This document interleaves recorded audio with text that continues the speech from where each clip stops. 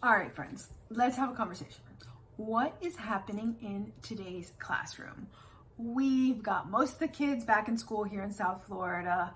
Some of the kids are fully virtual, fully digital, right? So that means there's no paper in the classroom at all. We've got some kids that are just like before, paper, pencil, and we've got some kids that are stuck somewhere in the middle, half and half. So I want to share with you what's actually happening in the classroom. I go into a lot of schools, I talk to a lot of teachers, I see what's going on.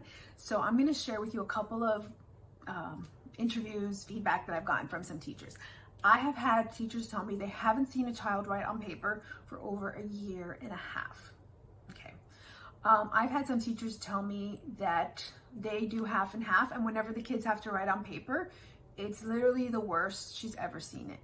They can't organize their thoughts on the paper. It's illegible. It takes the kids forever. The kids are constantly trying to erase and do over. And then I have teachers who are in a classroom that have normal, regular paper and pencil, and of course some digital, because I think all classrooms have some digital in it.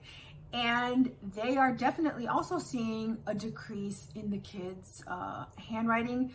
And listen, nobody wants super neat. We're not looking for neat handwriting that's perfect. We are looking for legible handwriting that is fluent, and my marker is that the kids don't have to think about it, that the teachers don't have to think about it.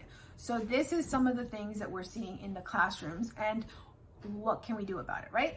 For the classroom that's 100% digital, that the kids haven't written for a year and a half, well, we can pull out some of the research that I have in my research guide and know there's a direct correlation between handwriting and literacy. There's a direct correlation between handwriting and your memory, right? So that's going to be kind of a personal choice. We know that it affects them, that it helps them to write by hand.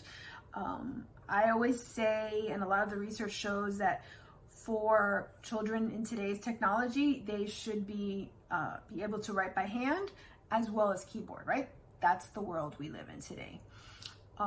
So no, those kids that haven't written for a year and a half, we don't know what it's going to look like for them, but research in the past has showed us that they will have difficulties with studying and taking notes.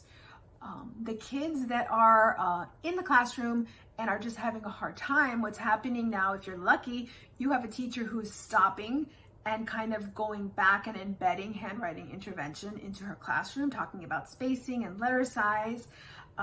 If you're not so lucky, you just have a bunch of random handwriting worksheets coming home and your kid's probably making chicken scratch on them.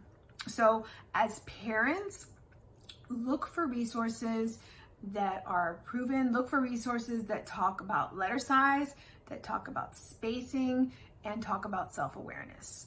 If you're looking for something like that, I have the Legible Handwriting for Kids Foundation workbook, which should be linked below. I also have a 7-part guide of handwriting resources, and I have my Legible Handwriting for Kids course, which is specifically for your writer that has a hard time being fluent, has a hard time keeping up, and we want to get them to that place where they don't have to think about handwriting.